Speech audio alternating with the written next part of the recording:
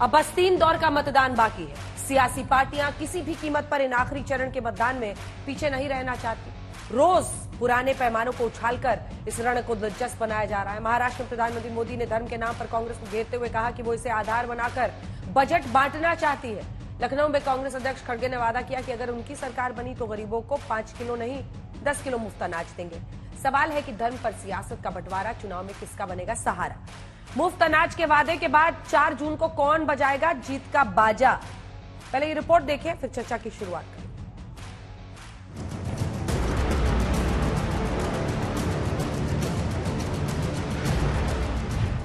चुनाव के 4 चरण यानी 379 सीटों पर मतदान खत्म हो चुका है। अब 164 सीटों पर रण बाकी है। जंग का आखिरी दौर है। धर्म, जाति, मंदिर, मस्जिद, मुल्ला, आरक्षण, मुफ्त अनाज, समाज, रंग भेद, नस्ल भेद और न जाने किन किन मुद्दों पर चुनावी जंग की धार दिन ब दिन तेज होती जा रही है। ताजा खबर आई है महाराष्ट्र के ढिंडोरी से, जहां प्रधानमंत्री मोदी ने चुनावी सभा में विपक्ष पर धावा बोल दिया। धर्म के आधार पर बजट का भी बंटवारा, धर्म के आधार पर इन्होंने देश को बांटा और आज भी वो धर्म के आधार पर भांति भांति के बंटवारे करने में लगे हुए हैं। कांग्रेस के लिए माइनॉरिटी सिर्फ एक ही है, उसका अपना प्रिय वोट बैंक। प्रधानमंत्री ने खुलकर कहा कि कांग्रेस की सोच अल्पसंख्यकों के लिए 15% बजट बनाने की है। 4 चरण के मतदान से पहले भी प्रधानमंत्री मोदी लगातार अल्पसंख्यकों के तुष्टीकरण पर विपक्ष को कटघरे में खड़ा कर चुके हैं। साफ कह चुके हैं कि देश में धर्म के आधार पर आरक्षण वो कभी नहीं होने देंगे। मोदी जब तक जिंदा है, एससी, एसटी, ओबीसी में से आरक्षण का रत्ती भर भी हिस्सा मैं किसी भी धर्म के आधार पर नहीं देने दूंगा। हालांकि विपक्ष की ओर से पैरवी करते हुए लालू यादव पहले ही साफ कर चुके हैं कि मुसलमानों को आरक्षण मिलना चाहिए। आरक्षण का पक्षधर है ना, वो तो संविधान को खत्म करना चाहते हैं, लोकतंत्र को खत्म करना चाहते हैं। ये इस बात को जनता के जहन में सारी बात आ गई है, इस तरह का बात बदल रिजर्वेशन तो मिलना चाहिए मुसलमानों को। हो रहा फिलहाल चुनावी रण के बाकी 3 दौर के लिए वादों और दावों की भरमार है, जिसमें अब और तेजी आती जा रही है। ताजा मामला लखनऊ का है, जहां कांग्रेस अध्यक्ष मल्लिकार्जुन खड़गे ने मुफ्त अनाज पर नया वादा किया, बीजेपी पर नए आरोप जड़े, चुनावी लड़ाई को और रोमांचक बना दिया। आप 5 किलो दे रहे हैं ना, हम गठबंधन की सरकार अगर आएगी हम 10 केजी देंगे, 10 केजी।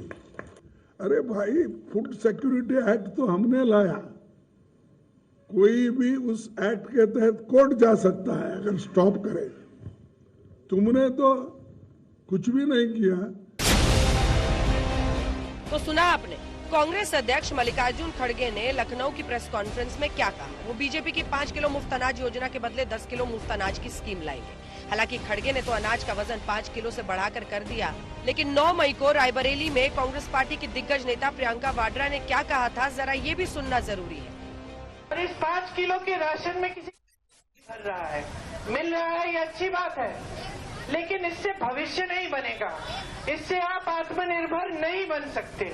मैं आज किसी भी नौजवान से पूछूं, मैं तुमसे पूछ रही हूं, अगर मैं तुम्हें बोलूं कि मैं तुम्हें ये लोग 5 किलो का राशन दे रही हूं हर महीने, या फिर तुम्हें रोजगार दूंगी, तो तुम कौन सा चुनोगे? रोजगार चुनोगे। हालांकि चुनावी मौसम में मुफ्त योजनाओं का वादा करना कोई हैरानी की बात नहीं है। सवाल है कि मुफ्त अनाज योजना को लेकर खड़गे के बयान में दम है या फिर प्रियंका की दलील। खैर, ये जनता तय करेगी, लेकिन उससे पहले यूपी के सीएम योगी ने कहा है कि यूपी में कांग्रेस चाहे जितना जोर लगा दे, सीट एक भी नहीं मिलेगी। यूपी में तो कांग्रेस का वैसे भी सफाया है, बुनी नहीं खुलने वाली इनकी। अभी भी कई राज्यों में सरकार की ओर से मुफ्त योजनाएं धरातल पर हैं, लेकिन कोई इसे जनता को सहूलियत कहता है, कोई मुफ्त की रेवड़ी। वोटर और लोगों पर है उनका नजरिया क्या है, तय वोटर को करना है। आज तक ब्यूरो। शहजाद पूनावाला जी राष्ट्रीय प्रवक्ता हमारे साथ जुड़ रहे हैं भारतीय जनता पार्टी के। हमारे साथ रागिनी नायक जी प्रवक्ता कांग्रेस पार्टी की जुड़ रही है। अनुराग भदौरिया समाजवादी पार्टी के प्रवक्ता, अरविंद वाजपेयी एलजेपीआर के प्रवक्ता हमारे साथ जुड़ रहे हैं। शहजाद जी, आपके साथ शुरुआत करना चाहती हूँ पहले उस मुद्दे को जिसे प्रधानमंत्री ने आज उठाया है। सवाल है कि अगर पीएम ये कह रहे हैं कि धर्म के आधार पर वो बजट देंगे, तो किस तरीके से इसको क्या समझाइए जरा कि क्या कहना चाह रहे हैं। इसमें समझने की बात क्या है, ये तो वास्तविकता है।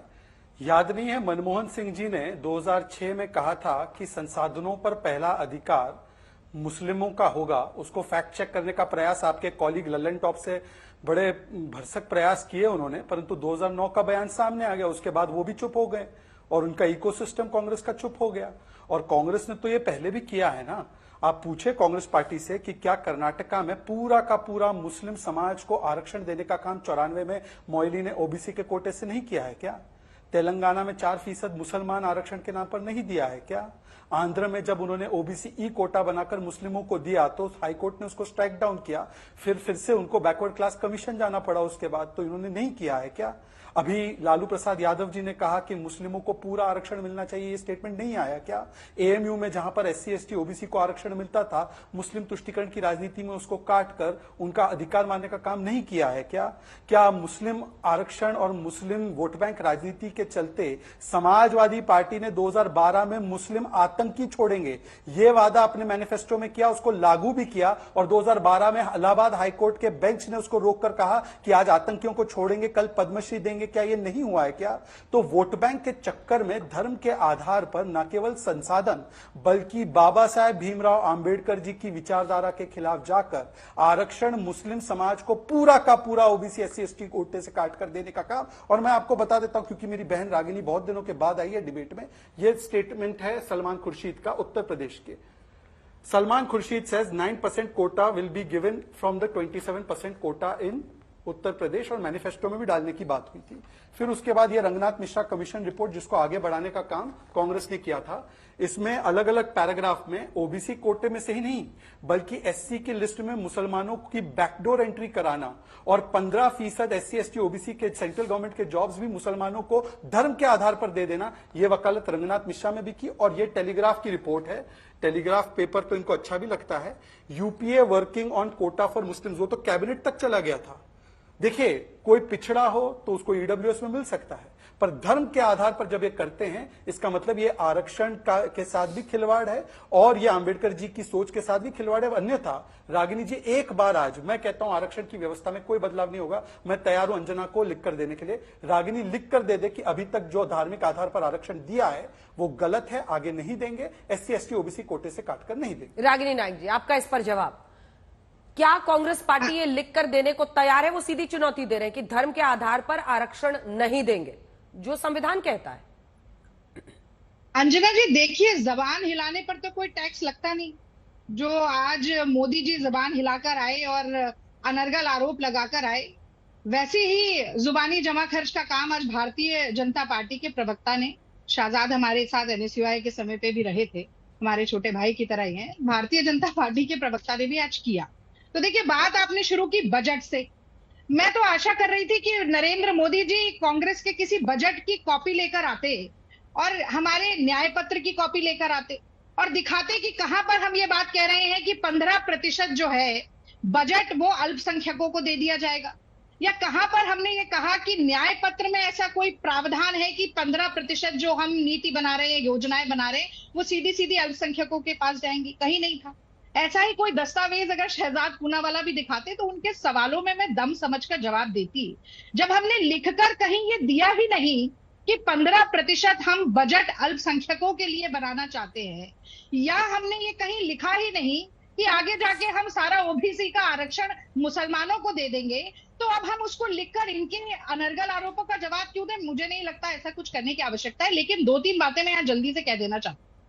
पहली बात तो ये कि मुसलमानों की तुलना कुत्ते के पिल्ले के साथ करने वाले जो इनके सर्वोच्च नेता हैं, वो कहीं ना कहीं मुसलमानों, दलितों, पिछड़ों, महिलाओं और गरीबों के विरोधी हैं।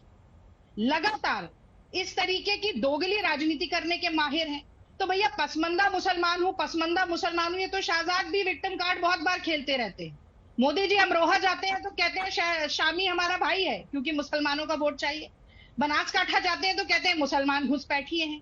तो इस तरीके का व्यवहार मोदी जी ने कई बार करके दिखाया और वो अब बढ़ता जाएगा। आप देखिए, कोई भी डिबेट, अंजना जी आप तो रोज डिबेट करती है, हल्ला बोल करोड़ों लोग देख रहे हैं, एक भी आपकी बहस बिना हिंदू मुसलमान किए भारतीय जनता पार्टी का प्रवक्ता पूरी कर ही नहीं सकता। जिस तरह से नरेंद्र मोदी कोई भी अपना भाषण बिना हिंदू मुसलमान, हिंदुस्तान पाकिस्तान, कब्रिस्तान शमशान किए हुए पूरा नहीं कर सकते। मैं तो आज कहना चाहती हूँ कि क्यों नहीं मोदी जी ये बता रहे हैं कि कितने स्कूल खोले, कितने कॉलेज खोले, कितने अस्पताल बनाए, कितने आईआईटी, कितने आईआईएम बनाए, उस पर वोट मांग रहे हैं। ये बार बार नैरेटिव मुसलमान, मटन, मंगलसूत्र, इस पर क्यों आ जाता है?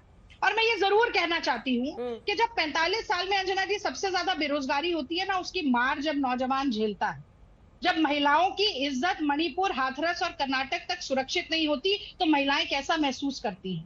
जबकि वो किसानों के परिवारों पर क्या बीतती है जिनके भाई 700 भाई शहीद हो जाते हैं काले कानून के खिलाफ आवाज उठाते हुए, जो मनरेगा के श्रमिकों को रोज की दिहाड़ी नहीं मिलती, उनके पेट पर लात पड़ती है, तो क्या बीतती है उन पर? वो हर सीमा पर खड़ा हुआ सैनिक जो बार बार प्रहार छाती पर झेलता है, उसके शौर्य के नाम पर नरेंद्र मोदी वोट मांगते हैं, उनके परिवारों पर क्या बीतती है, ये समझने के लिए 56 इंच का सीना नहीं चाहिए। ठीक है, शहजाद जी इसका एक जवाब दे दीजिए, फिर मैं आ रही हूँ आगे। चाहिए अंजना जी, जो नरेंद्र मोदी जी के पास नहीं है। और एक पत्थर दिल नेता ही ये कर सकता है कि चुनाव के वक्त में खड़ा होकर हिंदू मुसलमान, हिंदू मुसलमान। अरे गांधी जी ने कहा था कि पंक्ति में खड़े हुए अंतिम व्यक्ति के जवाब आंसू सुन लीजिए, पोंछो। जवाब सुन अगर लीजिए। मुसलमान रागिनी जी है अब तो उसके जवाब आंसू भी सुन पोंछे अंजना जाएंगे, जी, वो दलित है उसके आंसू भी पोंछे जाएंगे। रागिनी जी, न्याय जवाब सबके लिए सुन लीजिए। बराबर होना अंजना चाहिए, जी, रागिनी हिंदू जी, मुसलमान जवाब के सुन आधार पर नहीं होता है। अंजना जी, कितनी हास्यास्पद बात है। हमने कहीं पर अंजना जी लिखा था क्या कि हम आरक्षण हटाने वाले हैं या हम संविधान बदलने वाले हैं? नहीं, पर किसी के एक बयान को लेकर पूरी कांग्रेस की जमात ने हल्ला मचाया। अब यहां पर तो आपके एक कृत्य है, केवल मैनिफेस्टो नहीं, मैनिफेस्टेशन है। आप सरकार में जब रहे तब आपने ये मैनिफेस्टेशन दिया है, ये किया है।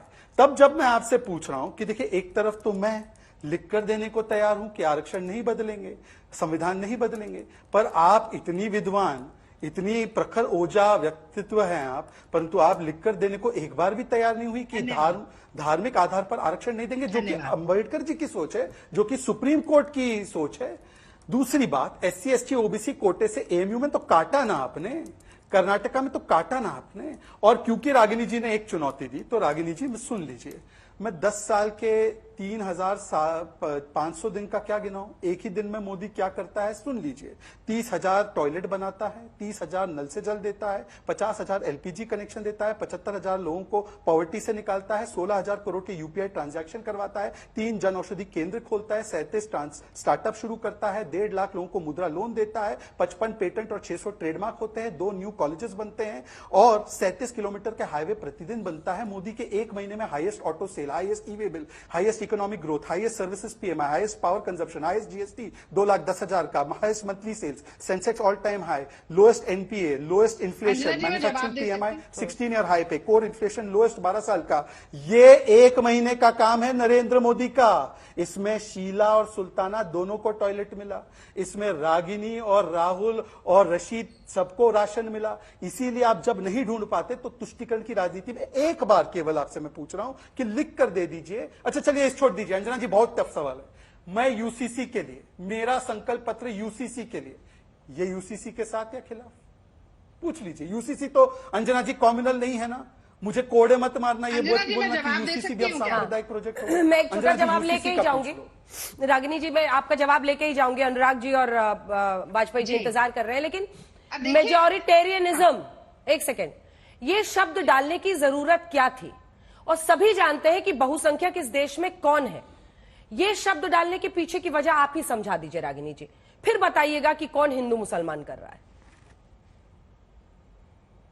अंजना जी, मैं आपको याद दिलाना चाहती हूँ, अभी 2 दिन पहले जब नामांकन भरा मोदी जी ने, तो वहां पर एक आप ही के जैसे बड़ी सुप्रसिद्ध महिला एंकर है, उनका इंटरव्यू बड़ा वायरल हो रहा था। उसमें नरेंद्र मोदी जी ने कहा कि अगर मैं हिंदू मुसलमान कर दूं तो मुझे सार्वजनिक जीवन से त्याग कर देना चाहिए, सार्वजनिक जीवन को छोड़ देना चाहिए। और वो इतना, मैं समझती हूँ कि उस पर तो अंधभक्तों को भी हंसी आ गई होगी कि भैया झूठ बोला जाए तो ऐसा बोला जाए। और अभी 2 दिन नहीं बीते ये कहे हुए, और आज फिर खड़े होकर अल्पसंख्यक और मुसलमान और हिंदू और बात बजट से शुरू हुई, आरक्षण पर आ गए। मैंने तो आरक्षण पर एक शब्द नहीं बोला और ये आरक्षण पर सफाई भी देने लग गए। अब देखिए, चोर की दाढ़ी में तिनका होता ही। मेरा प्रश्न कुछ और था रागिनी जी। अच्छा बोलते हैं, 1 मिनट, एक लाइन पूरी कर लूं, मैं आपके सवाल पे भी आ रही हूँ, एक लाइन बोल लेंगे मुझे। तो ये अच्छा बोल लेते हैं। अब ये इनकी बात ज्यादा बड़ी मानी जाए या राजस्थान की उप मुख्यमंत्री की बात ज्यादा बड़ी मानी जाए, जो कह रही है 400 सीट चाहिए तो संविधान बदल दें। अब वो भी छोड़ दीजिए भाई, मोहन भागवत तो सरसंघ चालक हैं, उनकी बात ही मान लेंगे, आरक्षण की समीक्षा करनी ही चाहिए। अनंत हेगड़े भी इनसे ज्यादा बड़े नेता हैं, ज्योति मिर्धा भी इनसे ज्यादा बड़ी नेता। अरे ये लिख के दे रहे हैं, इनके लिखने। अरे मोदी जी ने जो 10 साल तक वादे किए, जब उनकी कोई गारंटी नहीं थी, वो नौटंकी बन गए। तो शहजाद पूनावाला के लिखने ना लिखने से क्या फर्क पड़ता है। अब मैं मेजॉरिटेरियनिज्म पर भी आ जाऊं। देखिए, किसी भी तरह से किसी भी वर्ग के साथ भेदभाव ना हो। जिस वर्ग की संख्या ज्यादा है, मुझे लगता है उस वर्ग की एक जिम्मेदारी भी लोकतंत्र में बड़ी होती है। घर में भी अंजना जी, अगर बड़े भाई और छोटे भाई के बीच में कोई झगड़ा हो जाता है या मनमुटाव हो जाता है, तो माँ बाप किसे कहते हैं? बड़े से कहते हैं आपकी जिम्मेदारी है। जो लोकतंत्र को बनाने वाले हमारे लोग थे ना, गांधी जी हो, अंबेडकर हो, नेहरू हो, उन्होंने ये पाठ पढ़ाया गंगा जमनी तहजीब का, और उसको खंड खंड करके जो अंग्रेज तोड़ो और राज करो की नीति चलाते थे ना, डिवाइड एंड रूल, उसको आज चलाने वाले देश में टुकड़े टुकड़े गैंग के सबसे बड़े नेता मोदी जी साबित हो रहे हैं। उनके हर भाषण के साथ ये पता चलता। मैं नहीं मानती कि मुझे मेरे सवाल का जवाब मिला। मैं वापस जा रही हूँ रागिनी जी उस सवाल पर। देखिए, एक सेकंड रुक जाइए प्लीज शहजाद जी, एक सेकंड रुक जाइए। बहुसंख्यकवाद नहीं होने देंगे, ये लिखने की क्या जरूरत थी? अगर कोई अल्पसंख्यकों की बात करता है तो आप कह रही हैं हिंदू मुस्लिम कर रहा है। आप बहुसंख्यकवाद नहीं होने देंगे लिख रहे हैं, तो वो हिंदू मुस्लिम करना नहीं है क्या? वो एक समुदाय को टारगेट करना नहीं है क्या? या फिर हिंदू चुप रहे क्योंकि उनको हमेशा से चुप रहना है? एक प्रश्न पूछ रही हूं, उसका जवाब दीजिएगा। अंजना जी, इसकी जरूरत थी क्या? देश कानून से चलता है। मैं आपको जवाब दे रही हूँ। हिंदू मुस्लिम सिख ईसाई आपस में सब भाई भाई। ये भारतीय जनता पार्टी नहीं कहती, ये नरेंद्र मोदी नहीं कहते। संख्या के आधार पर लोकतंत्र में सबसे बड़ा निर्णय होता है कि नहीं होता है।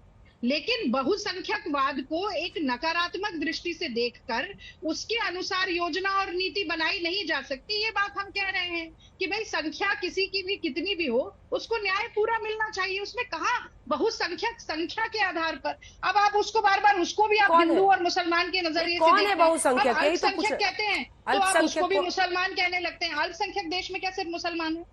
क्या सिर्फ मुसलमान? बहुसंख्यक कौन है? कांग्रेस के न्याय पत्र में कहां पर मुसलमान लिखा था? नरेंद्र मोदी जी कह रहे हैं मुसलमान कह दिया, मुसलमान। आप भी उसी दृष्टिकोण को आगे बढ़ाने की कोशिश करें, ऐसा मत करें। प्रश्न कर रही हूं, हिंदू मुसलमान के नाम पे नहीं। बेरोजगारी, महंगाई, गरीबी, महिला सुरक्षा, किसानों को न्याय, श्रमिकों को न्याय और जातिगत जनगणना, जिसमें कि जितने ओबीसी हैं, जितने पिछड़े वर्ग के हैं, दलित हैं, वो हाशिए पे ना खड़े रह जाएं। इनके आधार पर चुनाव होना चाहिए। तो उस एजेंडा को कृपया आगे ना बढ़ाएं। वो वही बात है, एजेंडा नहीं है करके कह रहे हैं। जैसे आप अल्पसंख्यक पर उनको टोकते हैं, वैसे बहुसंख्यक पर आपको भी टोका जाएगा और प्रश्न पूछा जाएगा, जवाब देना चाहिए। कोई एजेंडा यहाँ पर नहीं चल रहा है। सवाल है कि आप अल्पसंख्यक पर टोकते हैं, आप लिखते हैं बहुसंख्यकवाद नहीं होगा। बहुसंख्यक कौन है भाई इस देश में? तो वही है ना, पैमाना अगर बराबर का हो, देश कानून से चलेगा, देश कानून से चलेगा। और कोई भी कानून अपने हाथ में लेगा तो चाहे वो अल्पसंख्यकों के खिलाफ है, बहुसंख्यकों के खिलाफ है, वो गलत है।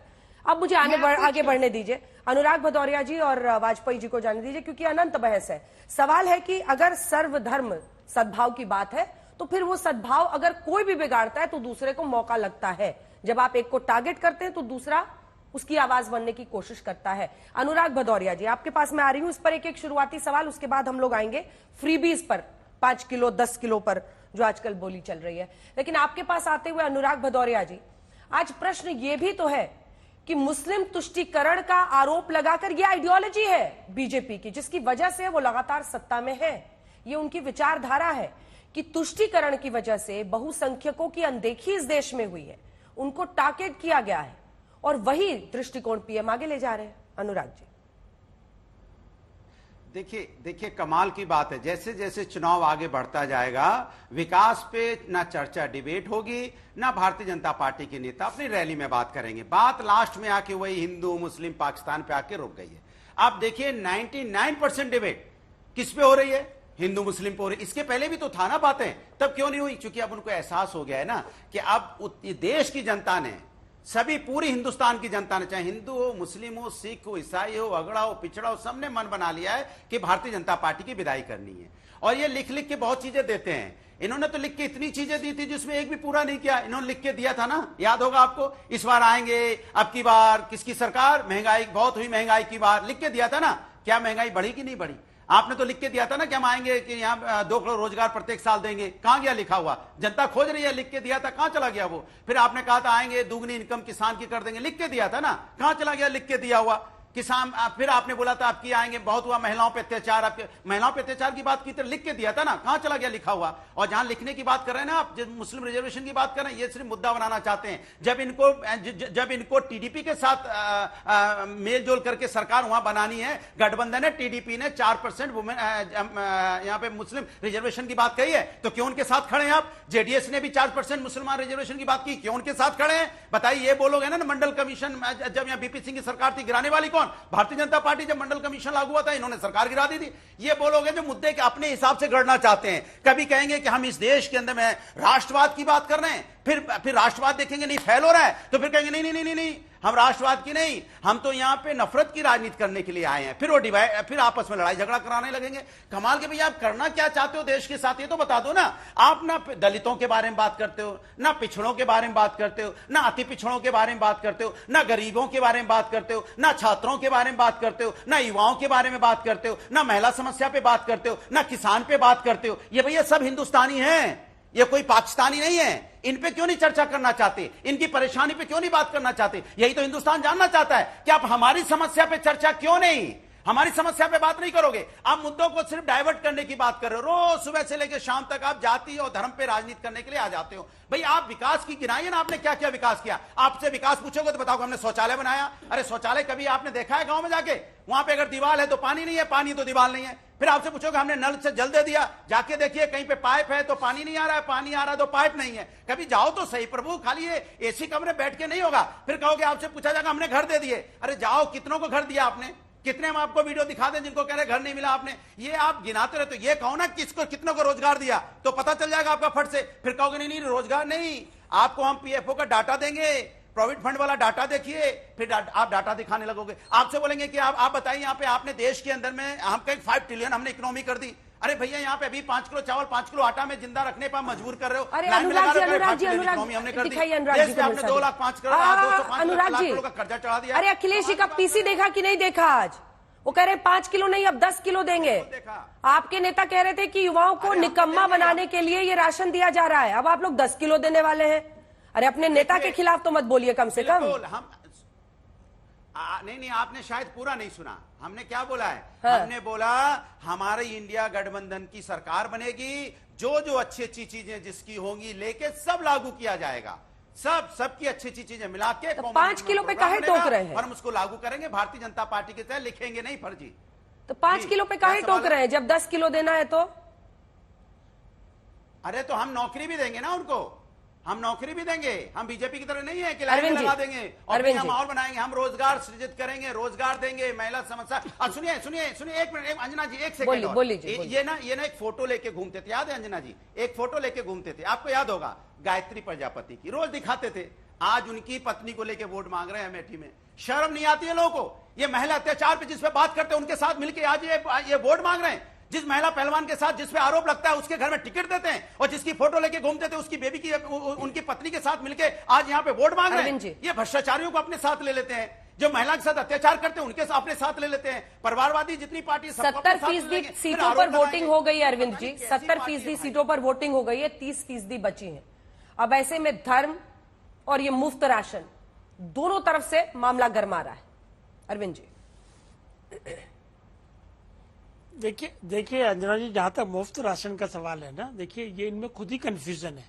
प्रियंका गांधी का बयान आपने सुनवाया, वो इसको कंडेम कर रही है, वो रोजगार की बात कर रही है। खड़गे साहब का आपने बयान सुनाया, वो कह रहे हैं नहीं डबल करके देंगे।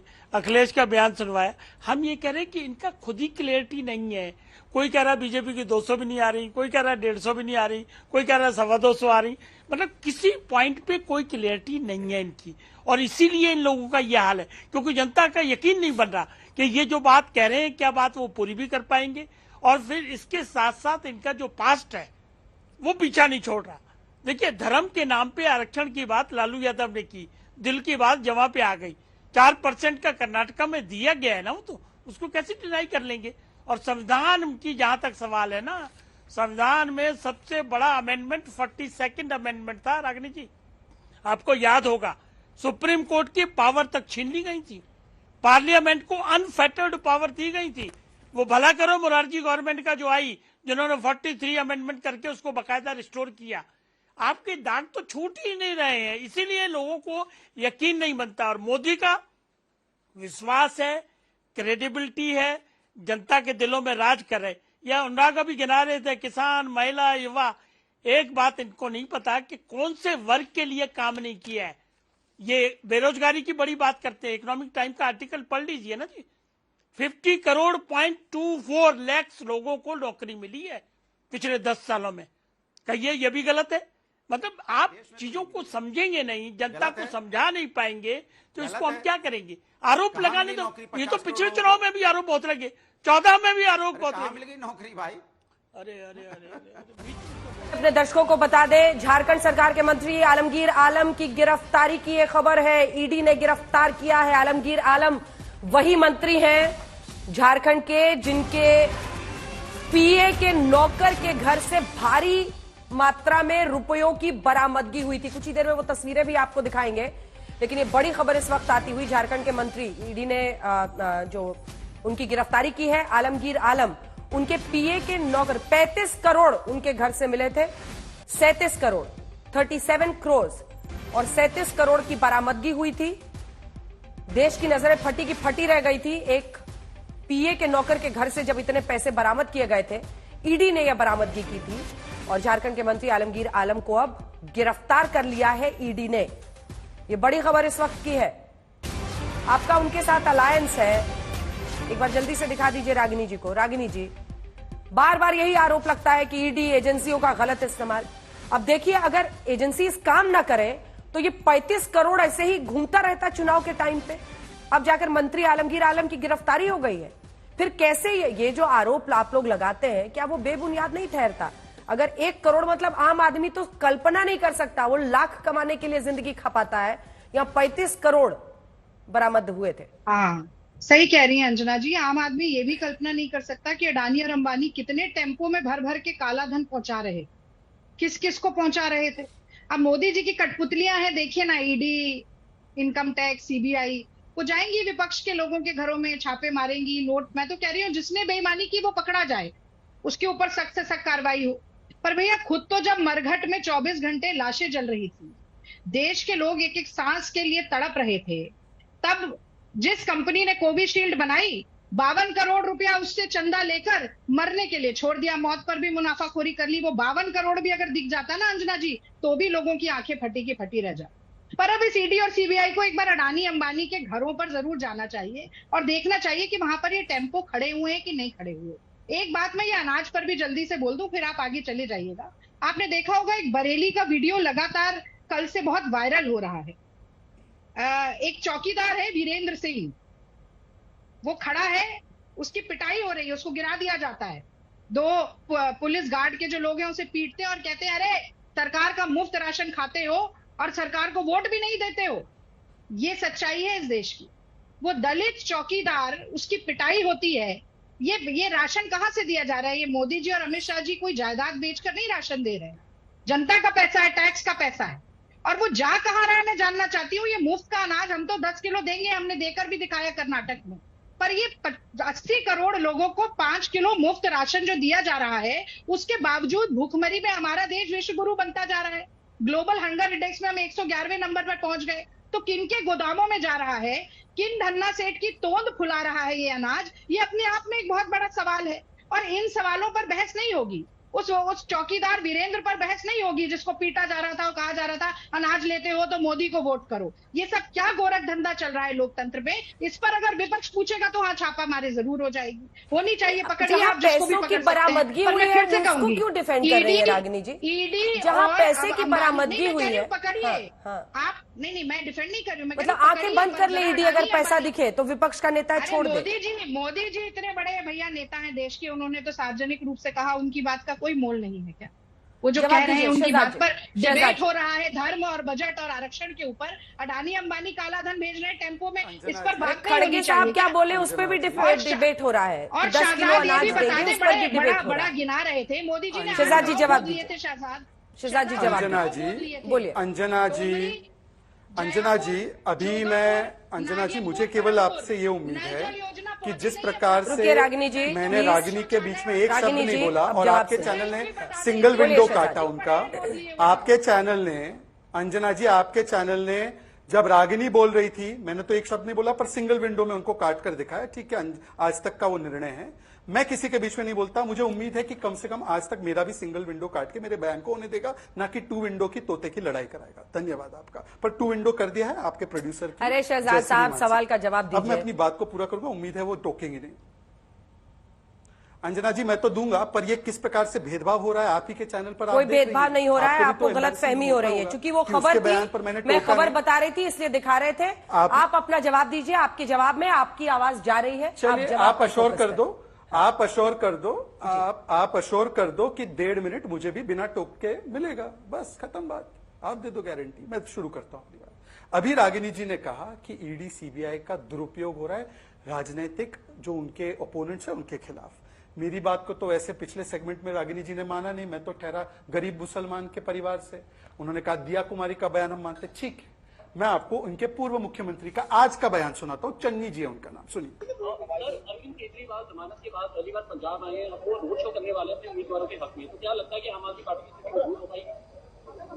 केजरीवाल एक शराब के बहुत बड़े घोटाले च नामजद जेल तो सिर्फ 15 दिन वास्ते बाहर आ रहा है। अजिहे बंदे पर असीं क्या विश्वास कर सकते हैं? दिल्ली दे विच बहुत बड़ा शराब का घोटाला होया ते उही घोटाला पंजाब विच भी होया।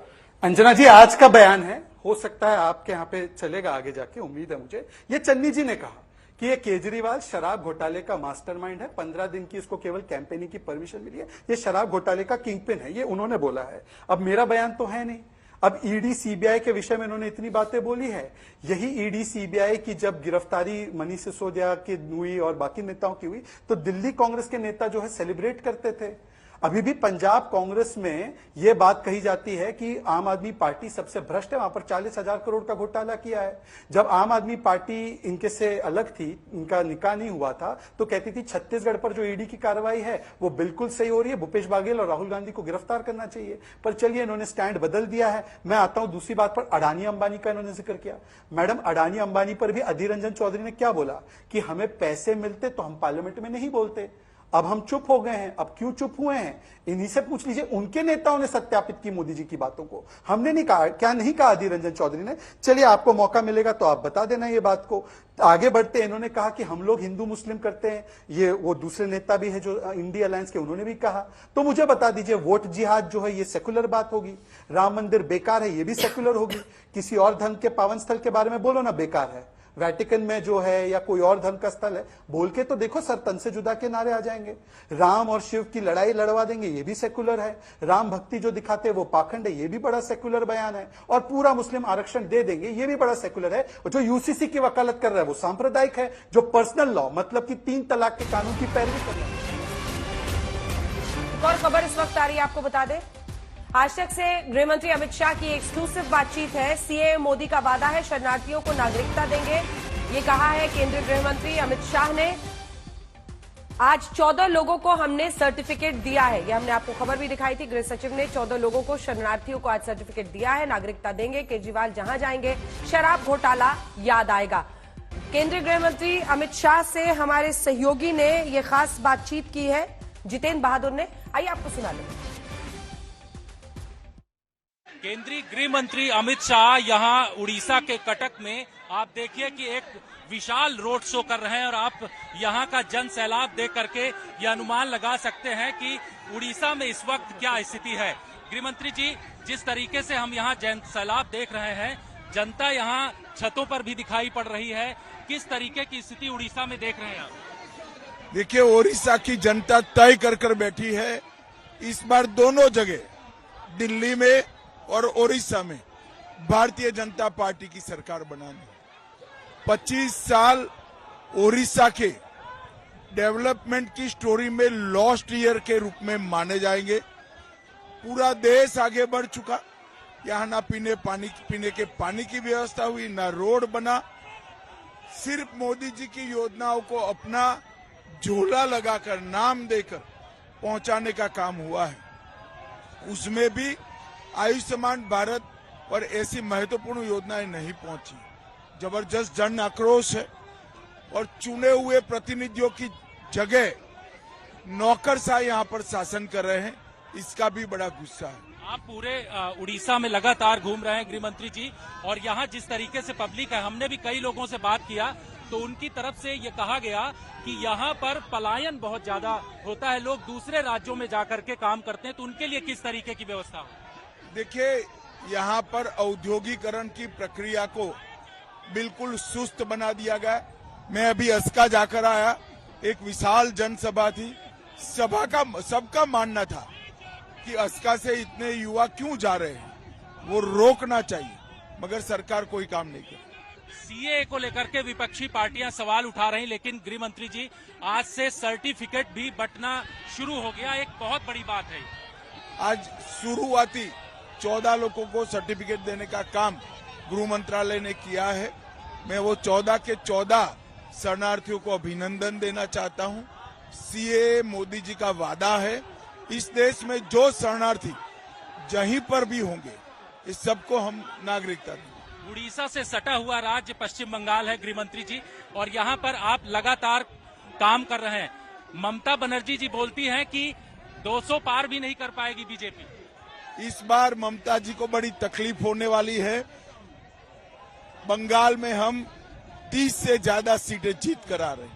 केजरीवाल जिस तरीके से लगातार दिल्ली में प्रचार कर रहे हैं, लेकिन जिस तरीके से उनका माहौल बना हुआ है, उनके घर में लड़ाई झगड़ा हो रहा है, स्वाति मालीवाल को लेकर के बड़ा हंगामा बरपा हुआ है। देखिए, मैं इसमें, वो उनका निजी मामला है, मैं टिप्पणी करना नहीं चाहता, परंतु केजरीवाल जी जहां जहां प्रचार करने जाएंगे, सबको शराब घोटाला याद आएगा। तो गृह मंत्री ने बोला। अनुराग जी, एक छोटा सा कमेंट आपका इस पर। वो कह रहे हैं कि अभी से ही शरणार्थियों को हम लोग सर्टिफिकेट दे रहे हैं, सीएए को लेकर कमिटेड है, जिस पर आप लोग घेर रहे थे। अनुराग जी, टाइम कम है, 3-3 लाइन में सबका जवाब लूंगी, चारों का। अंजना जी, लेकिन आपको भी सुन के हंसी आ गई होगी जब बीजेपी के सहयोगी प्रवक्ता कह रहे हैं 50 करोड़ लोगों को रोजगार दे दिया है। कितनी हंसी आई होगी। अभी देखिए, पाकिस्तान की बात करेंगे, लेकिन चाइना हमारे अंदर घुसता है, उस पर कोई चर्चा नहीं करेंगे। और मुझे लगता है शायद अंजना जी आपने कोविशील्ड नहीं लगाई होगी, ऐसी मैं कामना करता हूं।